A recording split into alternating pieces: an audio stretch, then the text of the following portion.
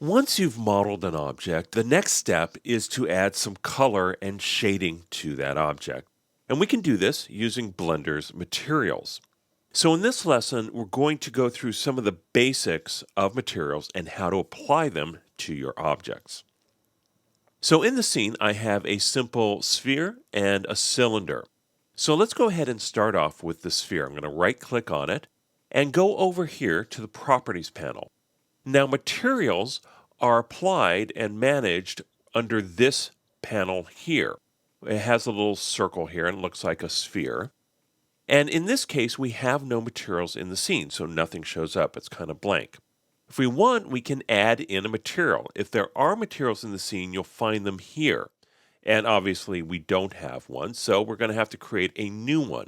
So I'm going to hit on this plus sign here for new. And all of a sudden, the interface lights up. We have a material here up on our slot, and we can have multiple materials per object, and we'll get to that in just a little bit. And then each material has a name.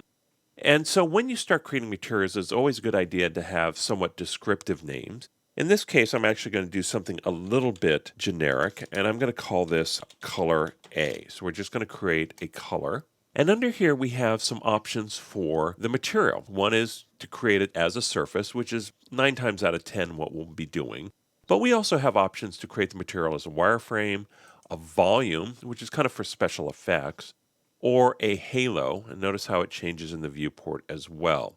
But I'm going to go ahead and click on surface and keep it there.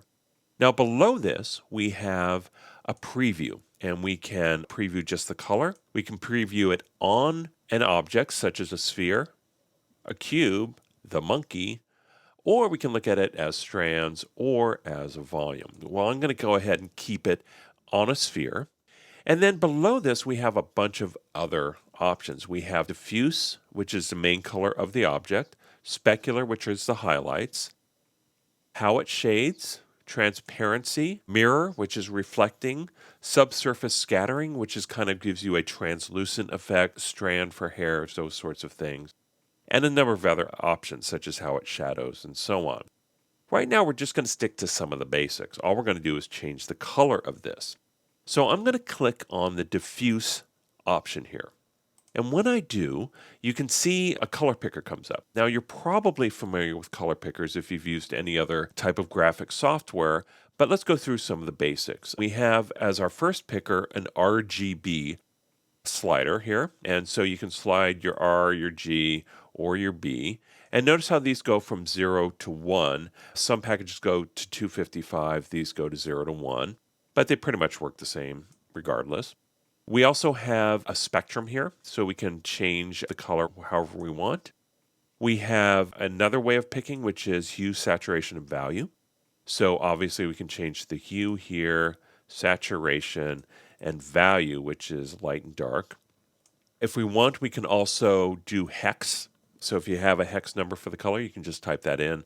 Or you can also eyedropper any color in the scene. So I'm just going to go ahead and create kind of a nice cool color, like maybe a blue or a green or something like that, and then just click off of this. Once we've put a color in that diffuse channel, notice how our preview shows up, and also notice how the object itself reflects that color. So color is applied to this object, and so now we can kind of see that in the viewport. Now the color is not applied to the second object because it doesn't have any materials applied. So let's go ahead and take a look at that. We're going to go ahead and right click on the cylinder. And again, we can add in either a new material or we can choose an existing one. In this case, we actually do have an existing material. We have color A, which if we want, we can apply it. But let's go ahead and create a new material for this. So I'm going to go ahead and click on that new button again. And in this case, we're going to have another material called color B. And let's just go straight to the diffuse color picker, and I'm going to go ahead and just make it kind of a reddish color. So now we have two colors here. If I want, I can now change the color of the object. So if I want to change this cylinder from color A to color B, all I have to do is just click here, and now I actually have some menu options. So if I want to, I can change it to color A, or click again and change it to color B. So that's one way of adding color to an object. Now, if you want, we can also add multiple colors to an object as well. So if I click on my sphere, right now I only have one color in here. I have just one slot for color. And if I want, I could do the same thing I just did. I can add color B, which then just replaces this, or color A. But if I want, I can create another slot for another material. So all I have to do is hit the plus sign here, and it creates a whole new place to create a material. So if I want, I can either select an existing material or select new and create another color. So let's go ahead and create one more color here. So now I have another material. We can call it color C. So now I have color A and color B available to this sphere. But as you can see, it's only using that first color, color A. If I want to apply that second color, then I need to tell it where to assign that. And we can do this in edit mode. So I'm going to hit Tab, go into edit mode, and then hit the A key to deselect everything. And then let's go into face mode. And I'm also going to go into X-ray mode here and then just lasso select that top part of the sphere. So you can see I've selected a bunch of faces here. Now once I have those selected, I can then assign them to a color. Notice how once I went into edit mode, this additional set of buttons came up. So if I want, I can assign that color to those faces. If I deselect here, you can see now my sphere has two different colors. Now what's really cool is I can also select by material. So if I want, I can create a material just to select things with. So if I want, I can select those faces or deselect them, and I can also assign. So let's do this one more time. Let's go ahead and hit plus. We're going to create one more slot, and in this case, we're going to choose color B. So now I have three colors available, but only two of those are assigned. So let's go ahead and do a lasso select of the bottom of this sphere. And now I'm going to select color B and assign it. So now I have three colors on here. I have A, B, and C. So now when I go back out in object mode, you can see how it's assigned. So those are some of the basics of how to apply materials. You can apply a material to the entire object or a face at a time within an object. So those are some of the basics of materials. Now we can assign materials to the entire object, or we can have multiple materials assigned to individual faces within the object. Now let's take a look at the various diffuse shaders we have available in Blender. Before we get started, let me explain that I've set up my interface a little bit differently. I have an image editor on the left and a viewport on the right. This way, when I hit render, I can see my image immediately in that viewport and still keep working. So in order to render, probably the easiest thing to do is just to hit the F12 key, and that will very quickly render your image. So let's talk about diffuse shaders. In the default Blender material, we have two main options here. Diffuse, which provides the color, and specular, which provides the highlight. So in this one, you notice how the color is kind of a blue, and the highlight is white. If I wanted to, I could change the color of that highlight. So make it a much brighter color, something like that. And if I hit F12, you can see how it's kind of a little bit yellower. But for right now, let's just take this out of the equation. I'm going to go ahead and just remove specularity. So this way, we're just dealing with the diffuse shader.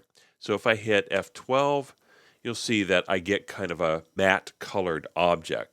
In other words, it's all diffuse with no specularity. And we'll get to specularity in just a little bit. But let's take a look at some of these diffuse shaders.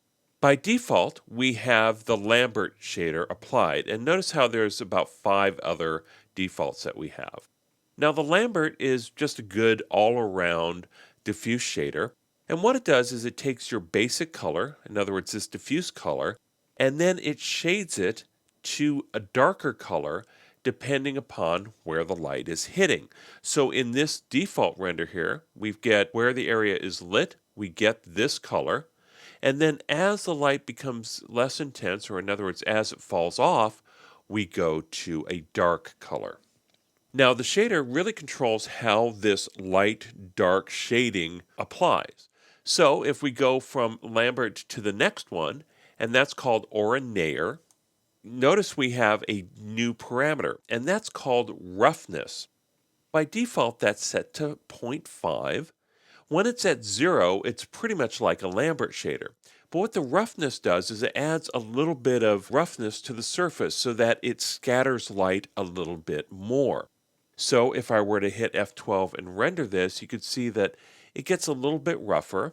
And then as I bring it up, let's go ahead and bring it up to somewhere about 1.6 or so, you can see how it starts to kind of even out these areas. And you can see it pretty nicely here in the preview. So you notice as I increase the roughness, it kind of makes it a little bit darker. If I decrease the roughness, you can see how I get lighter areas. The next one is the Toon Shader. Now what this does is it basically is a two-tone shader. Either it's light or it's dark. In other words, the shading just goes almost immediately from light to dark. So if I were to render that, you can pretty much see how that works. Now the only options we have here is the size. In other words, at what point does it go from light to dark? So if I increase the size, that'll give me more lit area. And then we also have a smoothing option, and that just gives me a little bit of a gradient between those. So if I were to bring smoothing all the way up, it becomes a Lambert shader. So that smoothing is really what your hard edge is. If I bring this all the way down, you can see I get a very hard edge. The next one after that is called the Minart shader. And this actually gives you kind of a rim light effect. By default, we have this option here called darkness. And let's go ahead and just render it at default. And you can see that, well, it's pretty close to that Lambert shader. But if I bring darkness all the way down to 0, notice how it kind of lights up and I get this rim light effect. So let's take a look at how that actually renders. You can see I get this kind of rim light effect around the object. And this is a really good way to get kind of a backlight or rim light effect without having to actually put a light behind the object. If we go the opposite direction, if we bring the darkness above 1, let's say we bring it up to say 3, what happens is we get a dark center. So really anything above 1 starts to accentuate this effect. Now, if this is desirable or not, that's really up to you. But typically when you use this, you tend to keep the darkness between 0 and 1 to get that rim light effect. Now, the final shader is called the Fresnel shader. Now, this works very similar to a Fresnel lens. And what it tends to do is bend the shading towards the side. So if I were to render it like this, you get kind of almost a hard line here because what it's not doing is it's not really shading. So if I bring my Fresnel effect up, let's say I bring it up to, let's say about 1, and I bring my factor, which is kind of a multiplication factor, up to about 2, you can see how it starts to get darker where it was normally lighter. It's almost like an inverse shader. So when I render that, you can see how I get that darkness. And if I bring that down a little, that factor, you can kind of see how we can dial that in. Now the last value, let's go back to the Lambert value here. Now the last option that we have, and this applies to all of these shaders, is the intensity. And this is really just the intensity of the color. So it's almost like a color fader. So if I want to, I could bring down the intensity to fade that color out to black.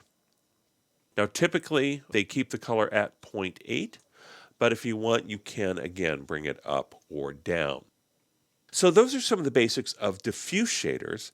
Now, one of the really interesting things about Blender is that it does decouple diffuse and specular, which kind of makes it a little bit nicer in terms of creating your own custom looks. But for right now, just understand how the diffuse shaders work, and we're going to move on to specularity in the next lesson. Specularity basically shows the highlights or the shininess of a surface. Specularity can also be used to show the character of a surface, such as the roughness. If you can imagine a surface that's fairly rough, it would have kind of mottled or diffuse type of specular highlights. It also can be used to show the shape of an object. So, specularity can be very important in the way that we create materials. So, in Blender, we have a number of options for specularity. As we've seen before, we can change the color of our specular highlights. So, if I were to click here and basically make it a color somewhat like teal, we could see how that shows up. If I hit F12 to render, you can see that on my actual object. Now I'm going to go ahead and turn my specularity back to white. And let's take a look at some of the specular shaders that we have. Now we have a whole list of specular shaders here. And this is actually pretty cool because Blender allows us to mix and match our diffuse and specular shaders. A lot of software doesn't allow us to do that.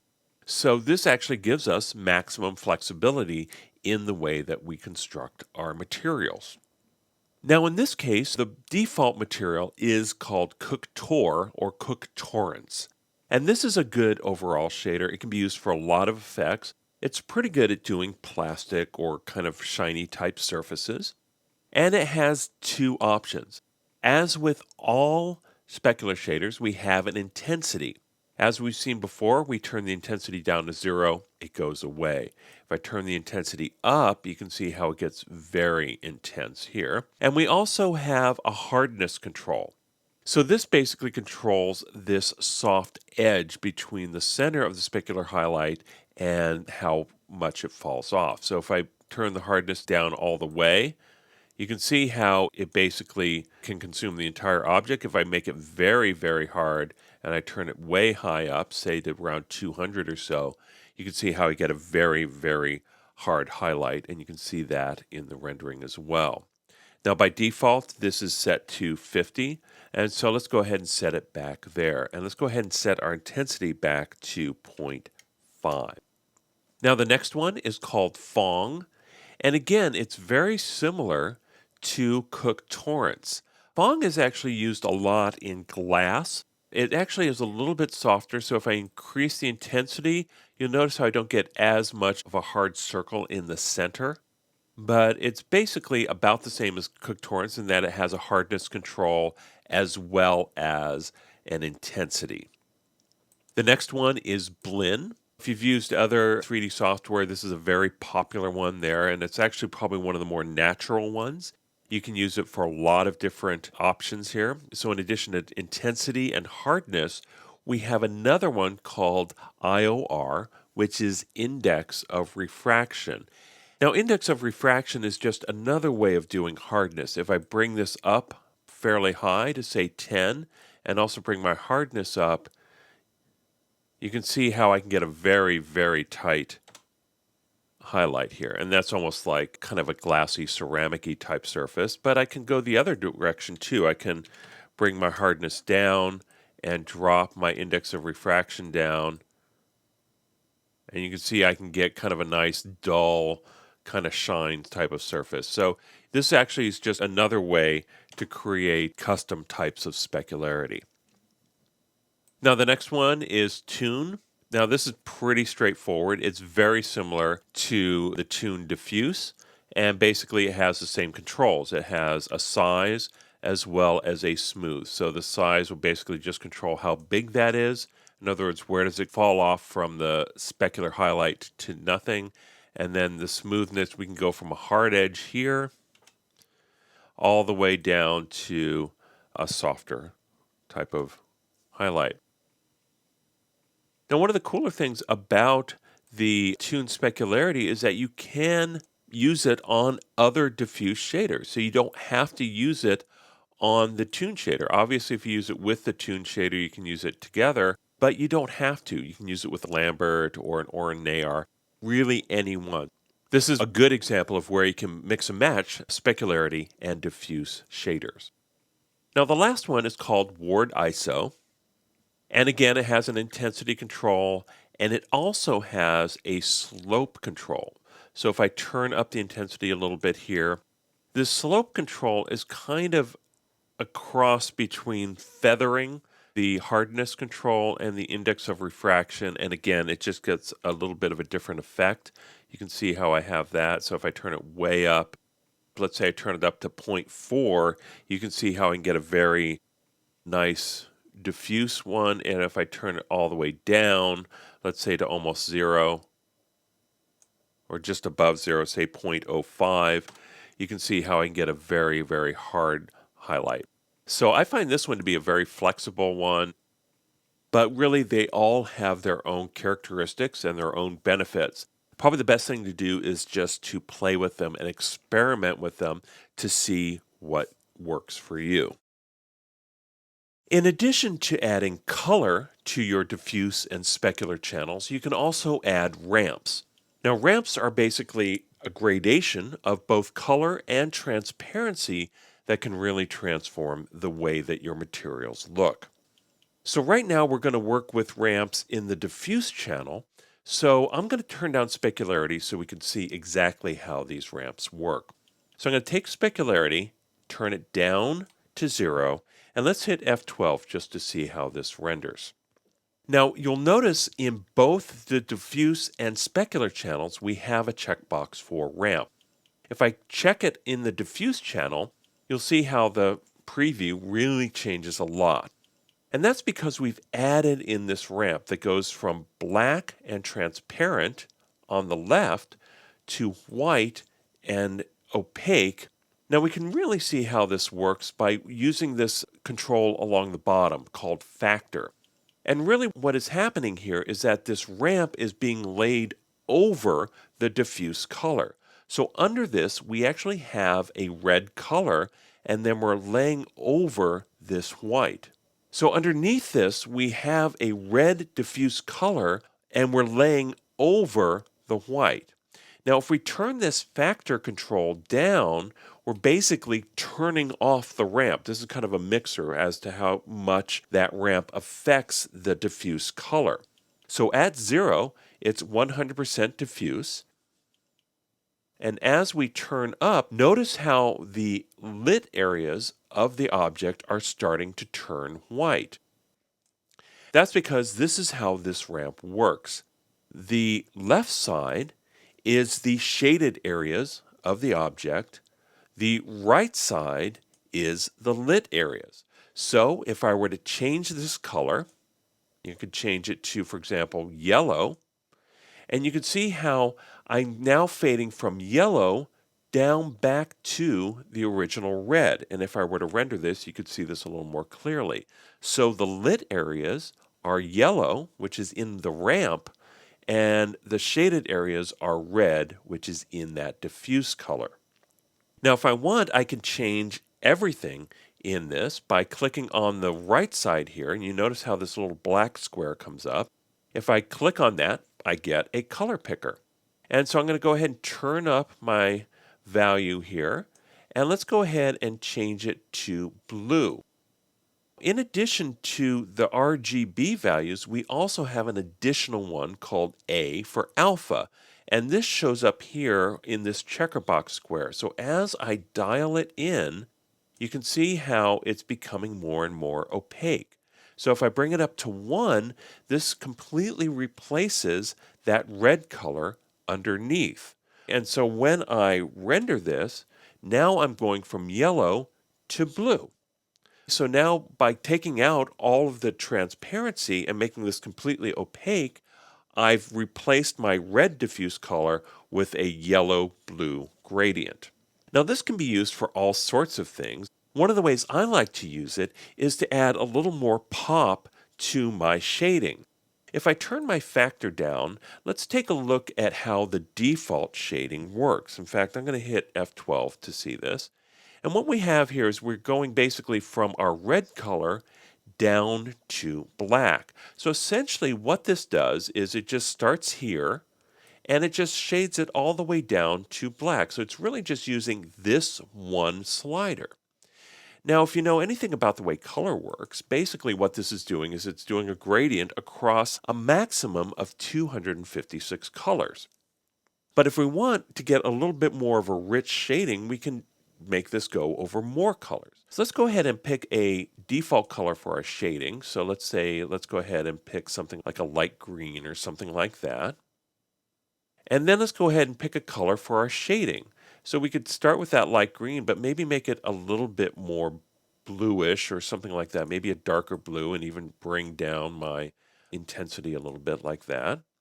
So now once I have that and I dial it up by dialing up my factor, you'll see that when I render this, it's now going from green to kind of a darker blue. So what I'm getting here is I'm getting a much richer color. In fact, if I saturate that just a little bit more, you can see it probably even a little bit better here. So let's do this. So you can see how I'm not just going from green to black, I'm going from green through blue and then ultimately to black. So this allows your colors to go over a greater range and can give you a little bit more pop. Now, this gradient is not just limited to two values. We've been basically just clicking on the right and left side of this to get our values. But if we want, we can add in as many points as we want. So we have a button here that basically can move from left to right here. So each point is numbered.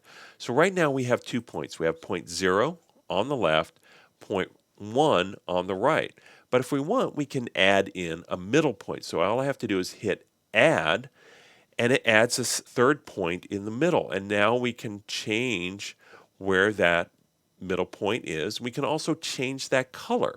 So if I were to click on this, I could make it another type of color. So you can see now we have a more interesting gradient here. And I can move this however I want. If I want to, I can also add in additional colors. So if I wanted to, I could add in that purple there and take this third color and make it more of a green. And again, just change it and affect it however I want. If I want to step through these, I can just hit this button here to step through each one of these points, or I can just click on the point. Another way to add additional points is to hold down the control key and just left click, and that gives you an additional point. If you want to, you can just get rid of additional points by just hitting the delete key here. So I'm going to go ahead and delete all these out, make it back into a 2-point gradient. In addition to this, we have mix controls, and these are very similar to the way that Photoshop mix controls work. And this is basically how does it mix back into the original color. Typically we keep this on mix, but you can change it if you want. And another really cool little option here is this input. Now we've been working with this as a shader, but we can also take the input from different places. In other words, the input for the ramp is the shader. So again, right side is the lit portion, left side is the shaded portion. But we can change this. We can say the lit portion is dependent on the energy in the scene. In other words, the way that the light hits the object. And a lot of times this can provide a lot smoother sort of transition. This actually is a little bit more realistic, and I actually like the way this works. Another really cool option is to change the shading based on where the normals are. Now, if you're not familiar with normals, normals are basically the direction that the surface is pointing. So if the surface is pointing directly towards us, it's the lighter color. If it's pointing away from us, it's the darker color. So let's go ahead and play with this. Let's go ahead and make this kind of the whole thing a darker color here, like maybe a purple. And then I'm going to go ahead to this color here and let's make it lighter. Let's make it kind of like almost like a yellow type of color. I'm going to increase my value here. And what you can see here is that we can almost create like a rim light effect. So when I shade this, you can see how the portions of that surface that are facing away from us are the lighter color. And this can be really handy in areas such as creating transparent or translucent surfaces. Like as a glass kind of curves away from you, you're starting to see through more of the thickness of the glass, so you're seeing less transparency and more of the color of the glass. And this can really help to sell that effect as well. Now, you don't have to use this with just the Lambert shader as well. You can add in, for example, if you wanted to work with the Toon shader, you can do it that way. Or if you want, you can use it with the Minert shader. And that's actually kind of cool because if you decrease the darkness, you can actually combine the edge light of the shader with the color itself. So then you can get actually kind of almost double that effect. So those are some of the ways that you can use ramp shaders. Now remember, ramps are laid over the diffuse color. You can have as many points as you want within a ramp, and you can mix it however you want to the original color. Now let's take a look at some additional shading parameters that we have for our materials. And these are all just little tiny parameters that we can use. And they're found under the diffuse and specular options. In fact, I'm going to go ahead and collapse these so that we can just see these shading options. Let's go ahead and render the object as it is. Now the first one is basically just called shadeless. So it takes off all of the shading and it just makes it a solid color object. Now this can be useful if you want something to just be a light emitter and you just want it to be a solid color. This is a great way to do this. Down the side here we also have what's called tangent shading. And what this does is it really changes the way that the specular highlight works. Next one is cubic interpolation. And this again just changes a little bit the way that it interprets the shading. And basically it'll add a little bit more shading depending upon how the light hits it. Now we also have 3 additional sliders. This one's called emit. And as you can see, as you dial it up, it basically allows it to emit lighting. So this is kind of a way to create an object that self-illuminates. So if I set it to about 0.5, you can see how I still get a specular highlight, which I don't get with shadeless, but my shading itself starts to go away. So this affects the diffuse channel. Now, if I turn it down pretty low to say about 0.1, this actually is a great way to get the simulation of ambient or bounce lighting in the room. It's a great way to soften your shadows. So if you have just a little bit of emit on your object, you can kind of soften the look at your scene. So this is with emit at 0.1. If I bring it back down to 0 and do a render, you can see how these shadows get a lot darker. Now the next one depends upon the amount of ambient light in the room. Now we can add ambient light into a scene, and this is how much of that ambient light the object receives. And finally, we have a translucency effect, which basically makes the object slightly translucent. And as you can see, it changes it just a little bit, and you'll see it a lot at the edges. And if we have a light behind the object, you would see it the most. So those are some additional shading options you can use to fine-tune your materials. Now let's take a look at how to do reflections in Blender. I have a simple scene here, and it's got a couple of spheres, a cylinder, and a camera. And let's go ahead and just do a quick render. I'm going to hit F12. And what you can see here is that, well, there are no reflections. We have a couple of solid spheres and a checkerboard on our floor plane. So I'm going to go ahead and add reflections to the sphere, and we'll go through some of the options for reflections on that object. So I'm going to go ahead and expand this up a little bit here so we can see it. So I have my sphere, and it has a texture on it called sphere. Let's go ahead and change that to reflective so that way we have a more descriptive name. And let's scroll down to the mirror rollout here, and this is where we can add reflections. But before I do that, I'm actually going to go ahead and collapse some of these rollouts so that way we can see it along with the preview. So when I turn on mirror, it gives me a bunch of controls. The most important control is called reflectivity, and this is how much it reflects. And you can actually see how this works in the preview. So if I turn it up, you can see how that checkerboard is reflected in that viewport. So let's just put this right in the middle. Let's just put it at 0.5 and just hit F12 to render. So you can see how this adds some additional reflectivity. So this makes this ball from a white ball into kind of a shiny metal ball or a mirrored ball. And so if we want, we can bring up reflectivity a whole lot. If we bring it up all the way, it becomes perfectly reflective, which is not so natural. So let's go ahead and roll that back a little bit. I'm going to keep it at 0.75 just so that we have a pretty good reflection for this example. Below this, we have a color picker. So right now it's set to white, which means it will reflect whatever color is given to it. But we can tint the reflection with this color picker. So if I click on it and I give it kind of a purple hint here, you can see how that affects my preview, and it also affects my scene. So the saturation of this color determines how much it's tinted. So if I go over to my HSV here, I can turn down the saturation and you can see how it becomes less of an effect. So you can really still see the tint here in the whites of that checkerboard, but as the saturation goes down, that tinting goes down as well. And I'm going to go ahead and turn that to 0. Now over here to the right, we have a Fresnel effect. And that's pretty much the same as the Fresnel effect we saw before when using ramps. But let's go ahead and take a look at it. I'm going to turn this up to 3. And you can see how it affects the reflections. Basically what it does is it pushes the reflections off to the side.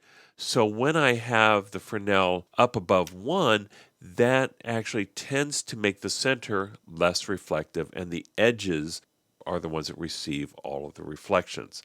Now this blend control basically just controls how that Fresnel effect blends into the object here. And you can see how that works in the preview.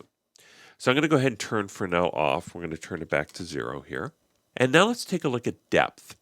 Now depth controls how many times an object or a material reflects. So in this case, I have it set to 2. So when I render, I can have up to 2 reflections. This doesn't work as well with just one object in the scene, because what we need to do is have something reflecting a reflection in order to see how this works. So let's go ahead and make the floor reflective. I'm going to go ahead and right click on the object called floor. In fact, you can see it here in the outliner. And if I scroll up here, you'll see I have a checker pattern applied, or a checker material applied. So if I hit my material selector here, I can scroll down and find the reflective material that we created. And when I do that, both the floor and the sphere have that reflective material. So I'm going to go ahead and scroll back up so we can see our options here. So let's take a look at depth. I'm going to go ahead and turn depth down to 0 and do a quick render. And this shows it very, very well, because really we're not reflecting any reflections. So the sphere sees the plane without reflections, so it sees it kind of in a neutral color. Same for the floor. The floor sees the sphere. It's not reflecting the reflections. If I turn that up to 1, you can see that a little bit more clearly. So what we've got here is now I'm reflecting the reflection 1 time. It still creates a little bit of a spot there. So if we want, we can turn it up to say 3 or 4 and then render again. And once you get enough iterations, you get a realistic effect. So it depends on how many reflective objects you have in the scene. Now, more depth will affect render performance because you're bouncing more light waves around. So I'm going to go ahead and select the plane again. And I'm going to change it back to that checker pattern. And then let's go ahead and right click back on the sphere. And I want to take a look at max distance. So if I do a quick render here, you'll see that it's basically reflecting everything. And this controls how far an object reflects. So when max distance is at 0, it reflects everything. As soon as we bring it up above 0, let's bring it up to 6. So if I render this with a max distance of 6, you'll see that, well, it's kind of seeing the spheres, but it doesn't have enough distance to see the cylinder. And it certainly doesn't see the sky. So what we can do is we can actually limit how far things reflect, and that can actually be very useful. So if I want, I can turn this up to a larger number, let's say about 20. And if I render there, you can see how now it's starting to get a little bit of the sky, but it's not perfect. So if I set it back to 0, you can see how it does a perfect reflection. Now the last parameter is called gloss. That's over here. By default, it's at 1 and makes the object perfectly glossy. How you use this is you turn down the gloss. And by default can be kind of sensitive, so let's go ahead and just turn it to 0.9 and do a quick render. And you'll instantly see a little bit of a difference. You'll see how the reflections are a little bit blurry. They're not perfect. And this can be great. What it says is that surface is not perfectly reflective. As we turn it down, let's go ahead and turn it down to say 0.7 and do another render. You can see how it starts to fizzle out actually pretty quickly. So something even as high as 0.8 will give you some effect, but again, it will blur it out fairly quickly. Now also notice how this might be a little bit mottled. This is because we have a number of samples, and the higher the number of samples, the more accurate this will be, but again, at the expense of rendering time. So those are some of the basics of how to add reflectivity to some of your materials in Blender. Now, reflections can add a lot of realism, but if they're too perfect, they start to lose realism. So try to find ways, either using max distance or gloss or even the Fresnel effect, to give it a little bit of variation in its reflectivity, which will add a lot more life to your objects. If you want to create materials like glass or translucent plastic, transparency becomes a very important component of those materials. So let's take a look at transparency and how we can use it in Blender. So I've got a basic scene here with a white sphere in the middle, and it's obscuring a couple of the objects behind it. This is a great way to show off how transparency works. So let's go ahead and do a quick render of the scene. And as you can see, there's no transparency in here as of yet. So I'm going to go into my camera perspective window, right click on that white sphere, which is this one here, and let's go over to the materials panel. Now I have one material applied to the sphere, and it's called sphere, but let's go ahead and just change the name to transparent, just so that we have a descriptive name. And let's go ahead and scroll down to our options. So if I want to make this transparent, we have an option here called transparency.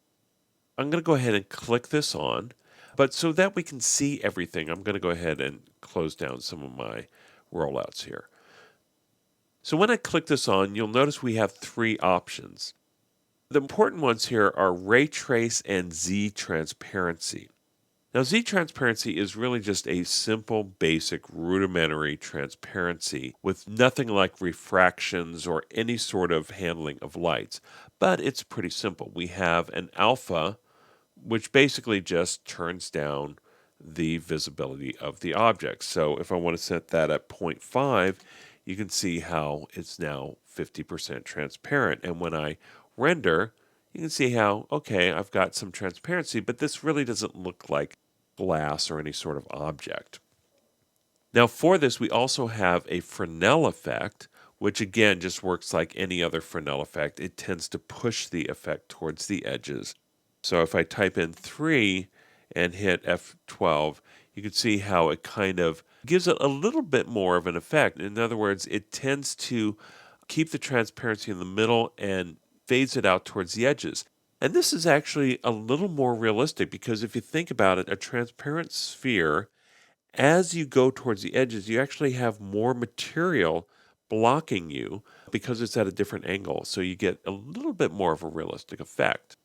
But if you want to get a really, really good realistic effect, you want to go to the ray trace parameters here. Now this retains all of these other controls. So it retains alpha and Fresnel. So if I do a quick render of this with nothing else added, it looks pretty much the same. But these additional controls really give us a lot more ways to affect it. The most important one is index of refraction, IOR. And this tells you how much of a lens effect this is going to give. In this case, this is a sphere, so we're going to actually have a lower index of refraction. So let's go ahead and just put this down to say 0.9. And as you can see, what happens in the preview is that as this goes down, you can see how it tends to refract towards the center. If I go above 1, you can see how it pushes it out. So let's go ahead and put it back to 0.9 and do a quick render. Hit F12. And now you can see how I've got a much more glassy effect. This is actually refracting the checkers on the floor as well as the objects behind it. If I put it up a little bit higher, say to 0.95, I get a little bit less of an effect and it becomes probably a little bit more realistic. And if I want to, I can put it above 1. Let's go ahead and just put it to 1.05, just a little bit over 1. And you can see how it has an immediate effect. It tends to push those out. And for this shape object, that's not really a realistic effect. So again, let's just put it back to 0.95 and do a quick render. Now, just like with reflections, we also have a depth control right here. And this controls how many things you can see through. So let's go ahead and take this green sphere. Let's go ahead and apply the transparent material to that. And then I'm going to go ahead and move that in front of the other sphere. Let's go ahead and go down to our transparency panel. And I'm going to select the depth and turn it to 0. When I hit F12, you'll see that I have no depth to my transparency. So it's really not transparent at all. If I bring it up to 1 and do a quick render, you'll see that, oh, okay, well, I get transparent stuff for what's behind it, but I can't see through 2 transparent surfaces at once. So this one is transparent to the floor and the objects behind it, but where we have this intersection, I can't see through the transparency of the object behind it. So if I turn it up to 2, you can see how, okay, I'm starting to get that, but really you need to turn it up to 3 in order to get a complete transparency there.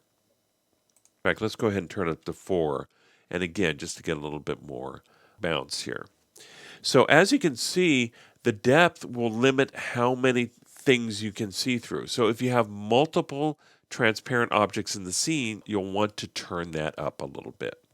Now the last one is gloss, and again, that's very similar to the gloss that we used in reflections. So if I keep this to a fairly small number, say 0.95 or so, and do a quick render, you can see how it gives kind of a translucent frosted glass effect. Now this can be very handy because not everything is perfectly transparent. We have smudges and oily surfaces and all that, and this can help you to simulate these within Blender. So those are some of the basics of transparency in Blender. Now Ray Trace is your best option for realistic transparencies. It will take a little bit more render time, and you will need to have Ray Trace turned on in your renderer. If you want to add additional realism to your scene, you might want to consider using subsurface scattering. Now, subsurface scattering basically simulates the scattering of light beneath a surface. So in other words, subsurface scattering. And this can be particularly good for semi-translucent objects. Marble is a great candidate for subsurface scattering, as are things like translucent plastic or milk. Skin is another one that can really benefit from subsurface scattering. So let's take a look at how to do some skin on this little creature that we've been building. Now, right now I have a very neutral material on my character. So if I hit F12 to render, you can see how, well, he looks pretty solid. Now in this scene, I have 2 lights. I have one in front of him and one directly behind him. In fact, if I select that, you can see how that kind of comes up behind his head. Now, when I zoom into this render, you can see the effects of that light. It lights the top of his arm, but also because it's behind his head, you don't really see through that head. And this is what gives it the impression of being fairly solid. Subsurface scattering can give kind of a nice transparent look to this skin.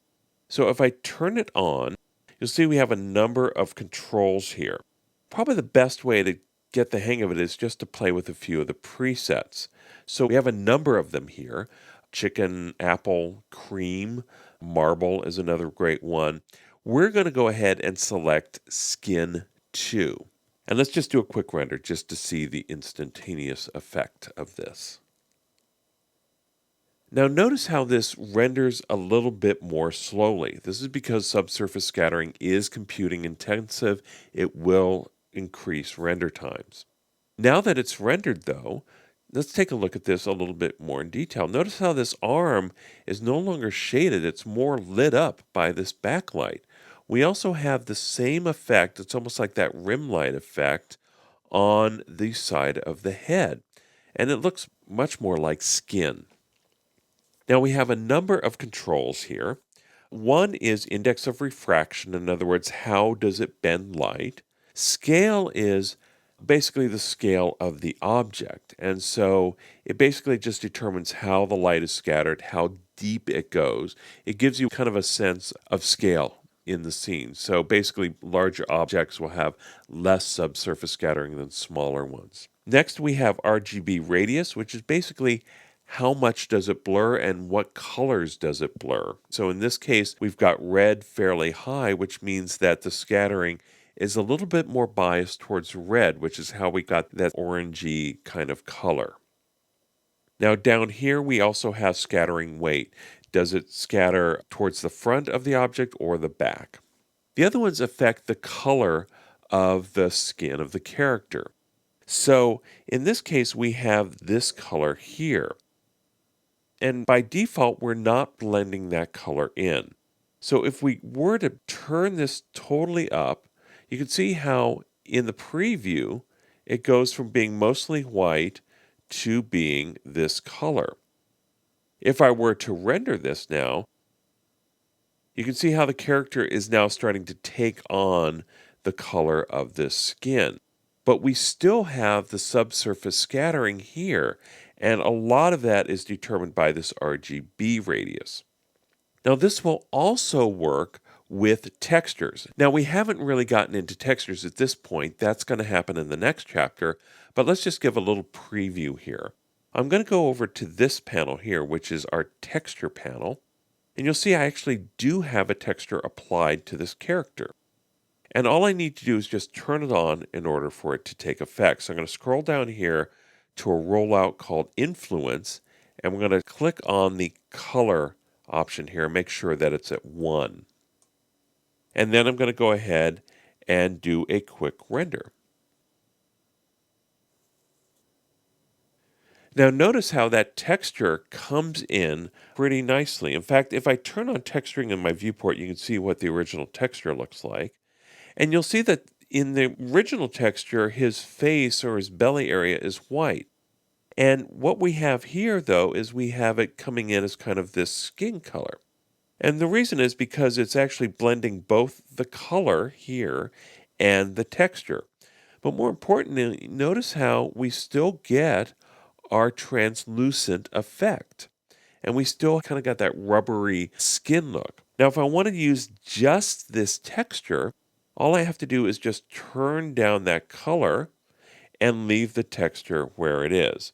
And now when I render, you see that I get just the texture itself, but with subsurface scattering. So you can see that pretty nicely here in the arm and around the head. And also notice how the white is still a little bit kind of skin colored. And that's because, again, this RGB radius determines the scattering color. And we've got some scattering coming both from the front and the back. So as you can see, subsurface scattering is a really cool feature. It can give you a nice natural look with just a few tweaks to the presets.